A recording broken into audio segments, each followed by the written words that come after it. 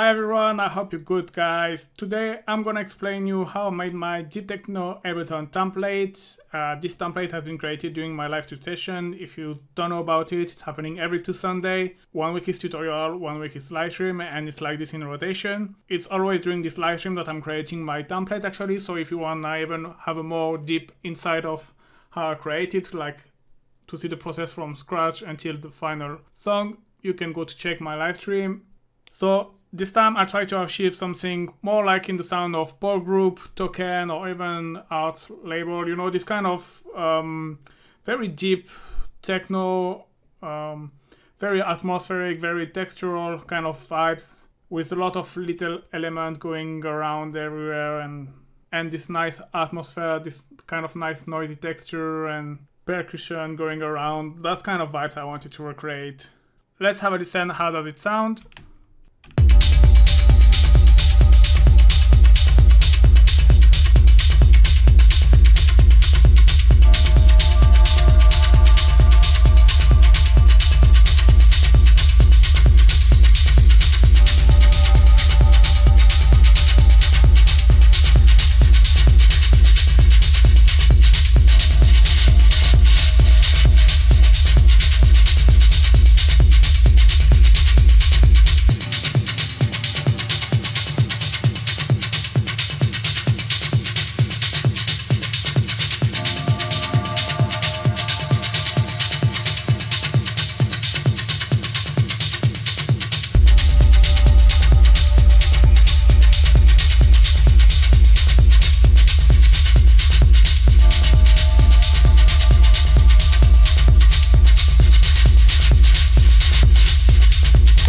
Alright, so you get the idea.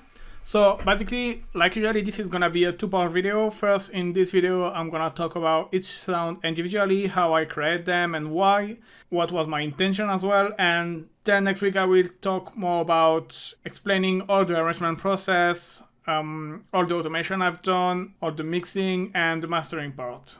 So first element is obviously with what I started is kick tom. Before to start, I had this in my head. I wanted to have something like, you know, this kind of round kick, like 808 kick, a bit rumbly with a combination of a kind of rolling tom together. Like I wanted to make something work together like this. So I come up with something like this.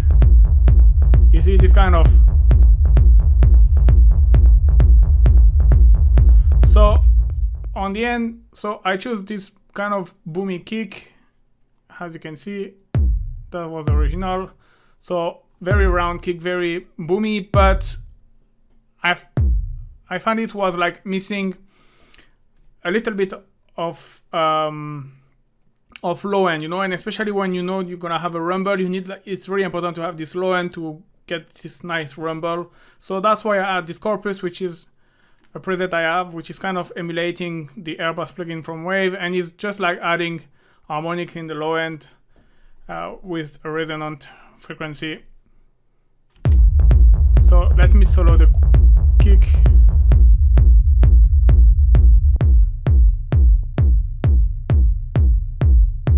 So you see it's adding a little bit of low end, and then after going straight away, if you know aware of my rumble kick rack, sorry. So I basically use the rumble here, and I have done this trick as well in the previous template. I think I've put pre-delay around 200 milliseconds. If you use this, the default preset of this kick verb rack is the pre-delay. I think it's around 2 milliseconds, or yeah, something like this. But when you put around 200 milliseconds, obviously it depends of the BPM of your track as well. But you get the rumble. So that was the kind of normal rumble kick. But then when you put, you see you get this rumble off beat. So once I had that, I wanted to add obviously kind of tom, and the pattern is pretty basic. I think if you see my Perc loop video, I use a kind of similar pattern. Basically you have your 2 kick and you have one tom just after the kick and one just before the next kick, and then on the second beat you have one offbeat. So basically the loop, the pattern is 2 bits long, and it's like this. And this one is the velocity is a bit down and is giving this nice impulsion. Let me show you.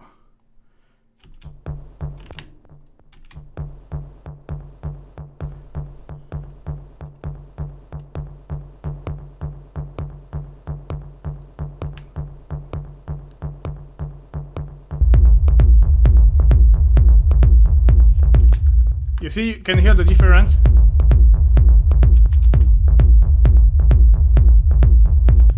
Like by doing like that, you got a nice groove effect. It's kind of pumping and it's kind of giving an impulsion to the second tom, and yeah, you get this nice effect. So just let me cancel all this. And then for the tom, I first wanted like to use a full round tom, and then I realized that with the rumble, the low frequency will overcome the rumble. So that's why I kind of drastically remove all the low frequency of my tom.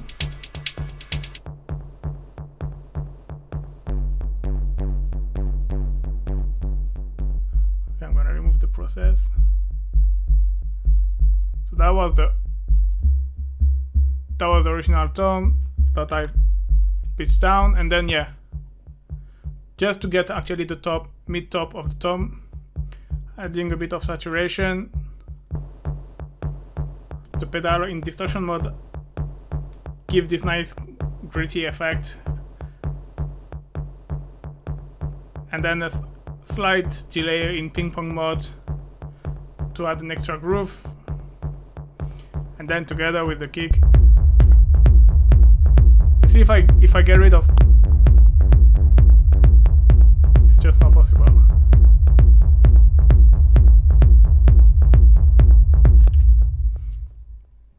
Alright, that's it for the kick and bass.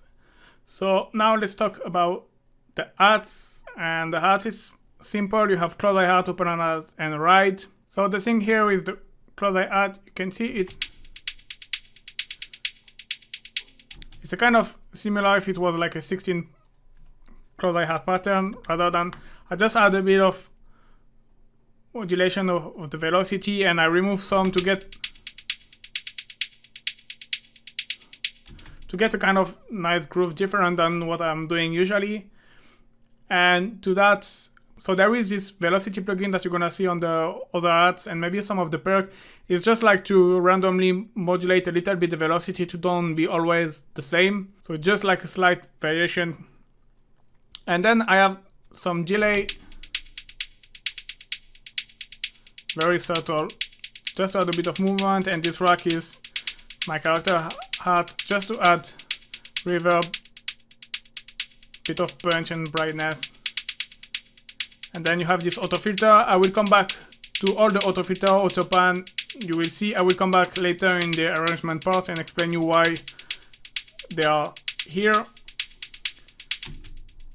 And one of the things, you have the GK, which is changing all along the track. You can see it's always changing. It's just to add variation, to add movement, to avoid things to be too monotonous.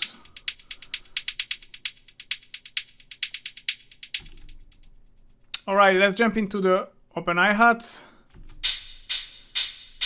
So the open hi-hat, so same velocity plugin, and then what I've done here, I put the attack at 27, and this way, instead of having a very percussive hat, you get this kind of aspiration effect, and it's kind of being between an open hi-hat with a very percussive attack and more like a kind of shaker, somewhere between. And I pitch it down a little bit, make it a bit more darker, let's say. And same I've done here with the industrial rack. FX I pitched down, was like something too bright and too nice. I wanted something a bit more dark. You have a bit of bit reduction automation. It's just like here and there during, just to add a bit of variation. And yeah, some reverb from the macro, And yeah, the auto pan I will come back later. It's just a bit of movement in the stereo, and then just getting rid of this frequency I didn't like, boosting here. And the drum bus mainly for adding a bit more attack, a bit of more transient to the open hats. And so you can see the open hat is playing cymbal pattern here, offbeat, and then after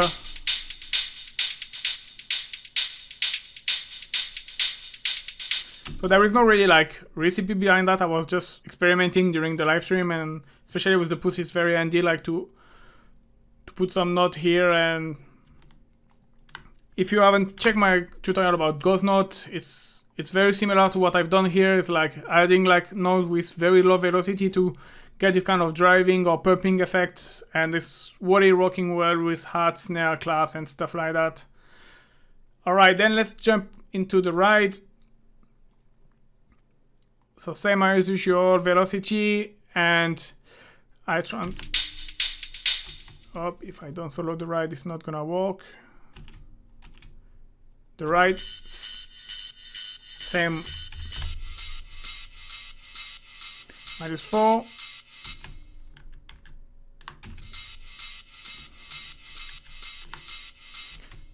And then I use my industrial FX racks to have some reverb and some pitch and ring modulation. So that's just like sound design effect.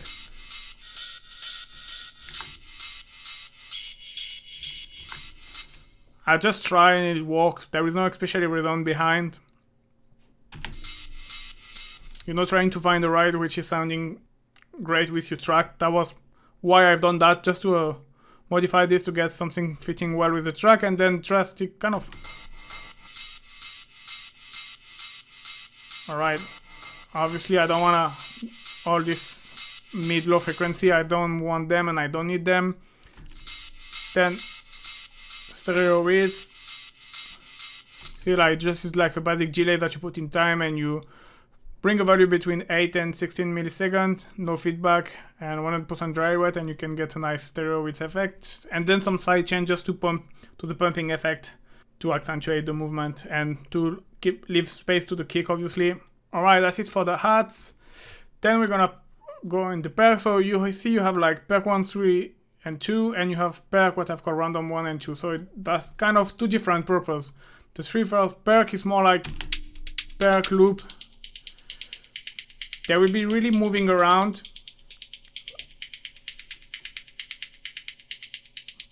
So the way I've done this one is, as you can see, it's like this. There is 5 semitone difference, and you have 2 playing consecutively at the beginning, at each beat.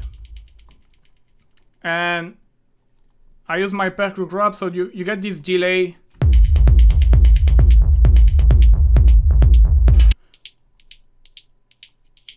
So yeah, the rack is doing a big job here, adding some delay, a bit of EQ, and another delay and some reverb. If you're not familiar with this rack, just go to check the video. I'll put the link in the description.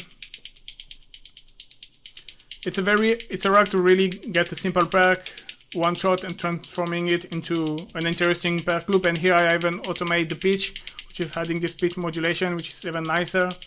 Just a bit of saturation to make things louder here.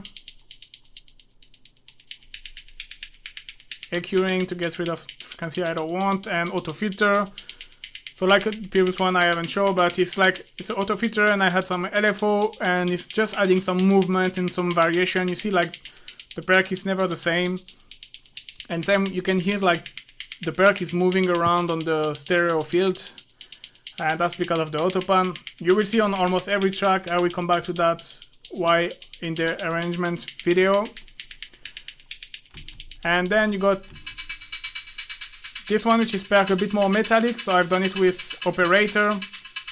It's just kind of FM sound, kind of metallic vibes. And then after I use the industrial synth. So you see that was the basic sound. And by adding, I add noise.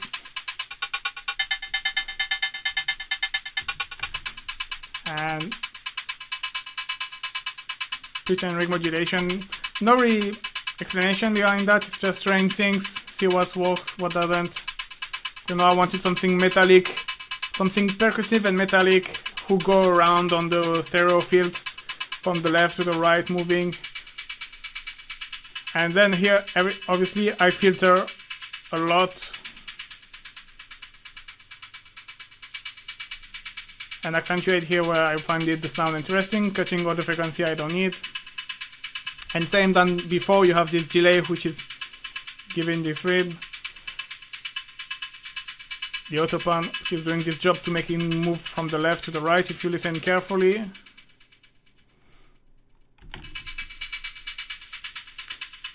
So yeah,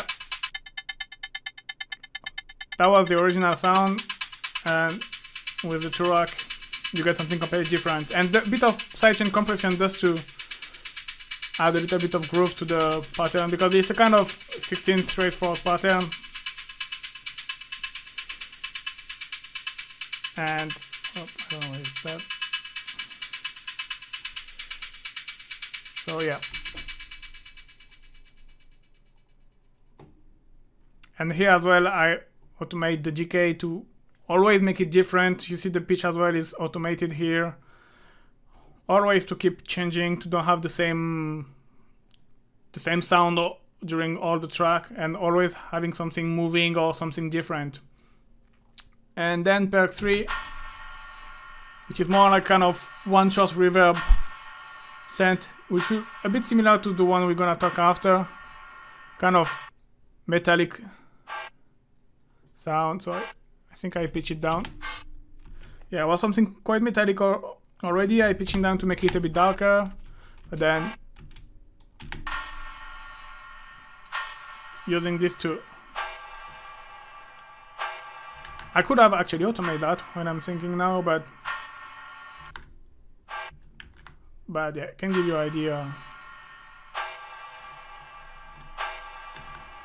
And a reverb, I think I modify it, it's very long decay time reverb to get this kind of cavernous effect, long reverb. And same here, the auto filter is working as the same, and the autopan. I will come back in the arrangement video, just adding movement, variation. And then we have this Perc random. So similar to the one I've just talked about, it's like Perc one shot. Nothing special in terms of treatment. I just use my pad maker rack, which is basically like a rack where your signal gonna go through a delay and reverb, but very long time and very long feedback. So you get, yeah, this kind of pad effects, very ambience kind of effect. So when you drop, you got the impression it's like recorded in a big, huge space. And then I have some frequency shifter.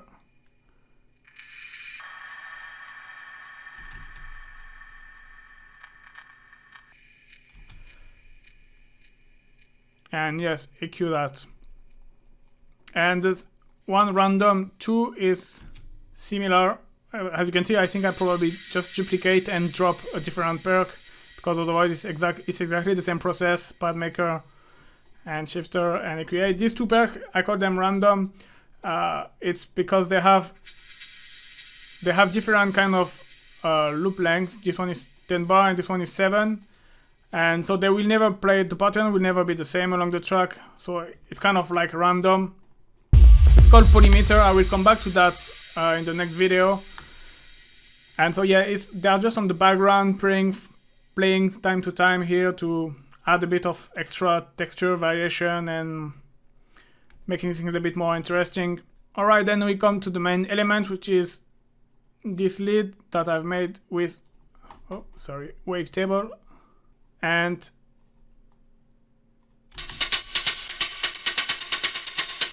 so here is the pattern. So if I remember well, I recorded with the push and the repeat button live, and got this guy to get this rhythmic effect. The main thing here is the FM, who get this metallic noisy sound, and the the detune as well.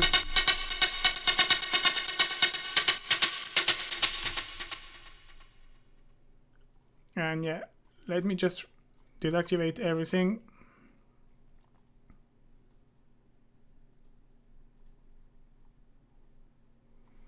So quite a long process.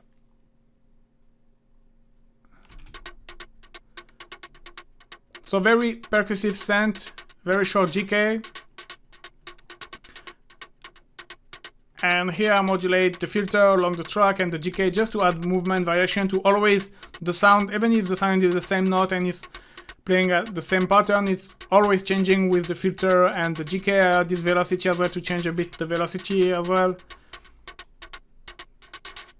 And then, so yeah, here I put it in mono because of the unison here. It's making things very stereo, so I didn't want that. I wanted it back to mono. Then I have this detune effect where I just wanted to... It's nice to add a bit of pitch modulation with this vibrato. And this wobble effect is just like making the pitch slightly change over time. If you haven't checked this work, I really recommend for you to check it. I will put the link in the description. Then a bit of EQ. This saturator and amp is just like to make things a bit more crunchier and crispier. And then some echo ping pong delay. Straight away adding a bit more movement to make it less dry, and reverb same. And then usually I like to put,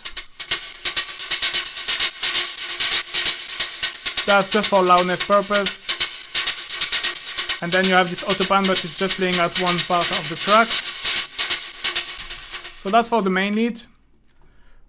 FM-ish noisy sound with a lot of modulation. Then we have the pad. So basically the pad it's a square waveform where I apply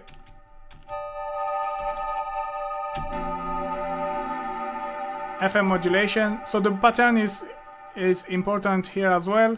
So here the MIDI pattern is like you have first the root note and you have the fourth and the fifth, and then you have one which is just like +1 and an octave upper. That's how you get that. So it's not even playing really minor or major, it's just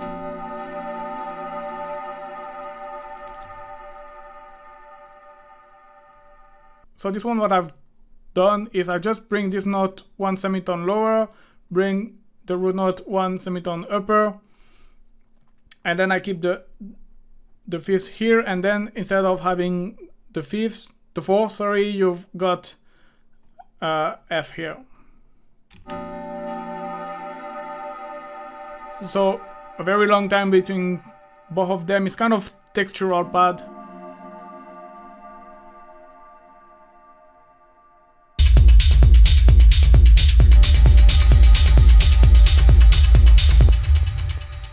And yeah, and with the same, nothing special, just low pass filter with a bit of modulation. Yeah, you get this around 60 milliseconds. It's really nice to have this kind of aspiration effect, like I said, with the hat, but a little bit more stronger.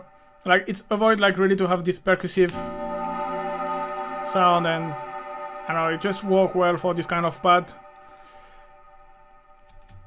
Yeah, and then here I have my rack. As you can see, it's making all the difference. And then saturation just for harmonic purpose and loudness, and then a bit of EQ to get rid of the frequency I didn't like and to accentuate the one I liked.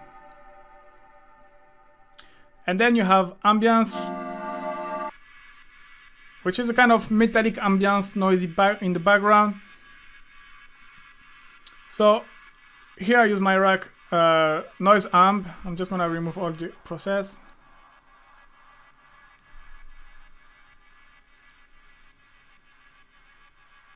And I use noise. I might have modified a couple of things inside, but it's more or less using the broken filter wave table. And you already have in the patch a couple of variation and movement, especially on the FM amount and on the filter frequency. That's already like very nice movement to your ambience to evoke to be like the same straightforward ambience on the background. So this track really depends as well of which note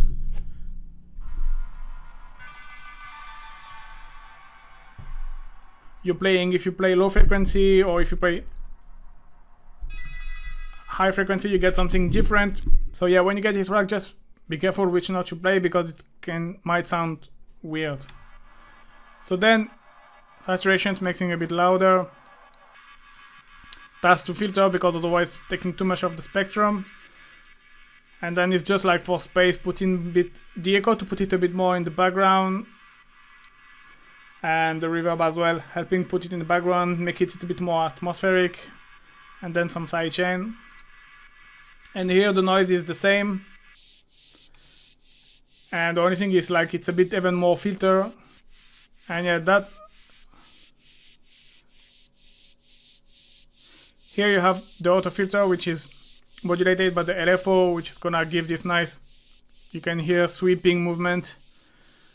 And you have the auto pan as well, who's giving like pan modulation, automation around the audio stereo field. And then same echo reverb, same process than the other one. This is more like an ambience, atmospheric, and this is really like a noisy sound to put in the background. And then you have this noise SFX that I use for the transition. It's pretty in your face. So yeah, it's just white noise, almost. There is nothing out curve to just make it in your face. Reverb and EQ, and that's worked really well for my transition to kind of cut everything and get rid of the lead.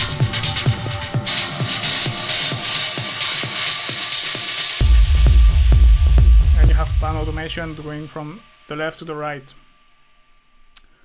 Alright, and then I have the mixdown where I usually do my low cuts and the riser. I will come back to this in the arrangement. And then I have my return track that I use as well to help the transition. If you can see here, it's like for the transition, I usually automate the hats, probably the leads as well, and stuff like that. Alright, so I think that's it for now, for today. So stay tuned next week because we're gonna talk about all this automation and all the use of the auto pan and how important it is for the track to make it more interesting, less boring, all this velocity stuff, how I made and why I made the arrangement. And I'm gonna talk as well about polymeta that I use here. So yeah, dummies next week video. Do not forget to subscribe, like the video, share, and see you in 2 weeks, guys. Thank you. Bye bye.